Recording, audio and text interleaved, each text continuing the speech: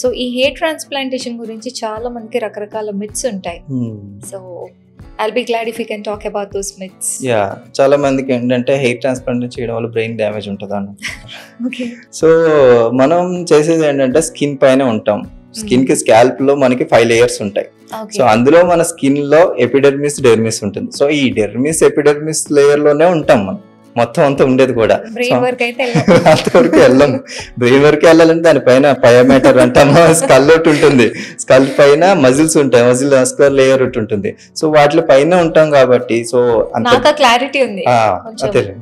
Non medicos కి కొంచెం US కి జనరల్ పబ్లిక్ కి కూడా మీరు క్లారిటీ ఇస్తే ఎవరి భయాలు వాళ్ళకు ఉంటాయి కదండి. జనరల్ చాలా మంది వచ్చిన వాళ్ళు కూడా అదే అడుగుతారు, బ్రెయిన్ కి ఏమైనా డ్యామేజ్ ఉంటుందా, లేకపోతే నాకు ఇంకేమైనా ప్రాబ్లమ్స్ వస్తాయని, నరాలకి ఏమైనా తగ్గేస్తారా, ఇంకేమైనా అయిపోతుందా.